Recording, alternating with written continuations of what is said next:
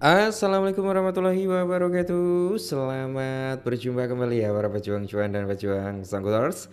Bagaimana nih keadaan teman-teman semua? Nah, semoga teman-teman dalam keadaan sehat semua ya. Dan udah saya doakan ya buat kalian jadi orang sukses semua. Amin, mantap ya.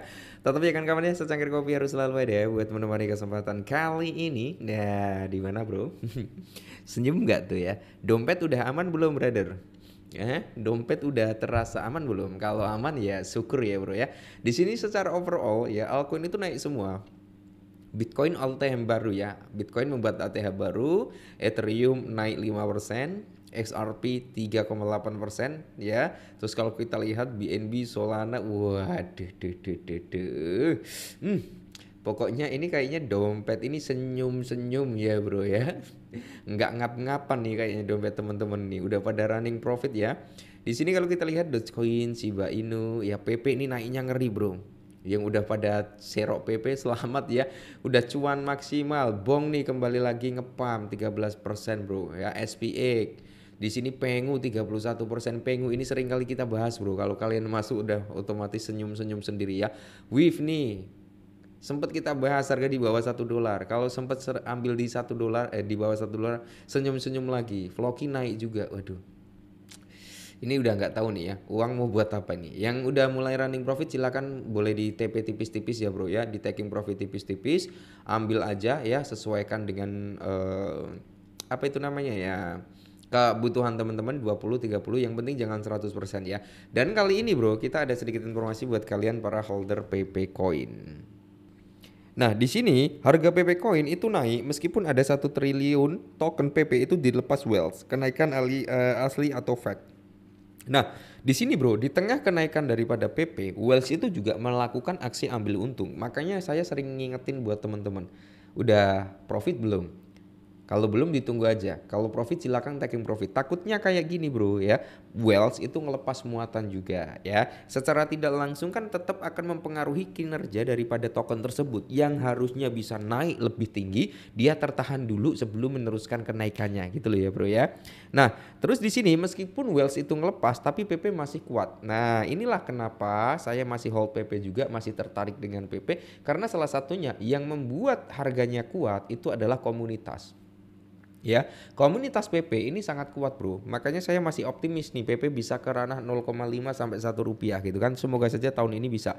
Dilansir dari CoinGap ya, jadi PP Coin itu kan naik tuh lumayan bro ya 10%-an. Gagal mencatat kenaikan yang signifikan dalam 1 bulan terakhir. Mengingat nilai telah turun ya lebih dari 11% sampai periode ini. Nah, per tanggal 9 Juli kemarin harga daripada PP Coin kan diperdagangkan di kisaran kepala 10 dan hari ini udah nyentuh di kepala 11 ya bro ya.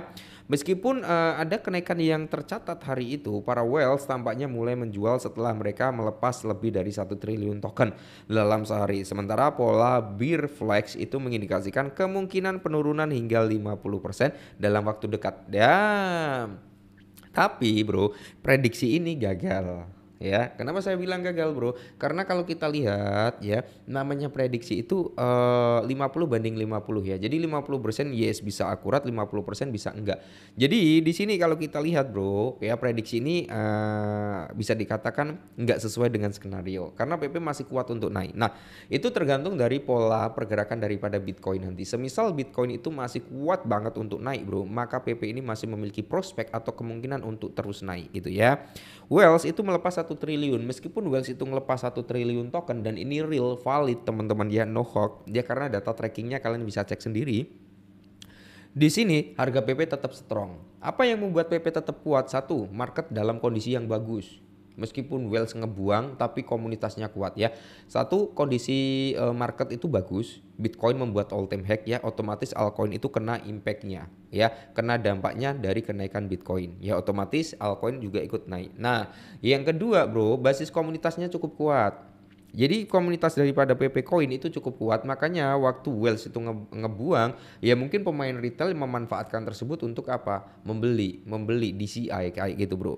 Nah, terus di sini Ketika dompet wealth tidak lagi membeli token dan justru memutuskan untuk menjual, hal ini bisa menjadi tanda bahwa mereka memperkirakan harga akan turun. Perilaku ini juga bertepatan dengan apa? Terbentuknya pola bearish flag pada grafik harian, teman-teman ya. Pada grafik harian itu memang terbentuknya bearish flag, tapi kan yang namanya technical itu akan kalah dengan adanya news. Kita lihat saja hari ini news daripada The Fed nanti akan seperti apa.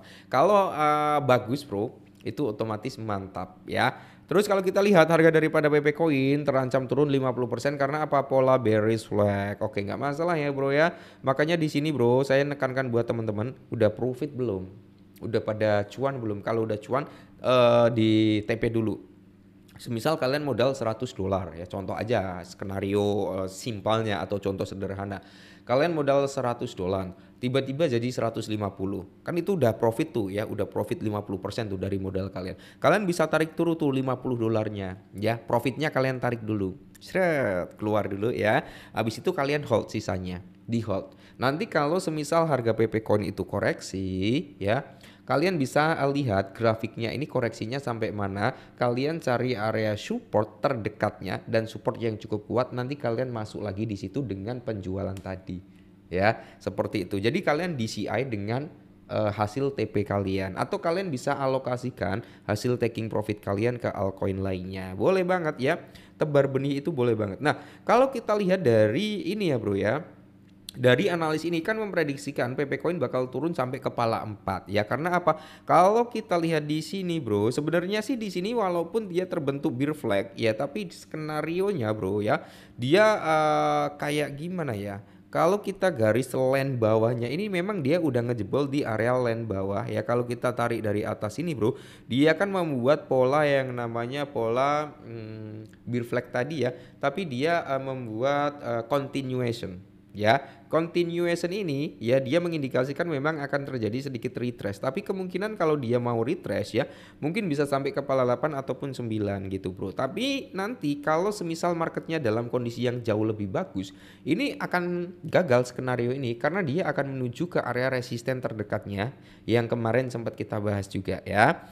Nah, terus di sini indikator ADX juga menunjukkan bahwa saluran sejarah yang membentuk pola flagnya itu tetap ada. Meskipun PP memiliki potensi untuk koreksi, tapi saya masih bullish kalau marketnya dalam kondisi bagus. Makanya di sini senyum-senyum aja bro ya. Udah taking profit ya, udah amanin modal dulu, biarkan cuannya yang kerja buat kita gitu bro. Semisal turun lagi, hantam lagi karena kita udah ada modal dari penjualan tadi gitu ya. Oke, jadi buat teman-teman semua, saya harap kalian bisa memanfaatkan momentum ya. Momentum saat ini kan sedang bagus-bagusnya. Ya, momentum saat ini sedang bagus-bagusnya, kalian langsung nikmatin aja, TP aja, jangan terlalu tamak juga bro. Kalau memang udah profit silahkan taking profit. Oke, mungkin ini dulu ya sedikit informasi tentang PP, semoga bermanfaat, tetap semangat dan salam cuan.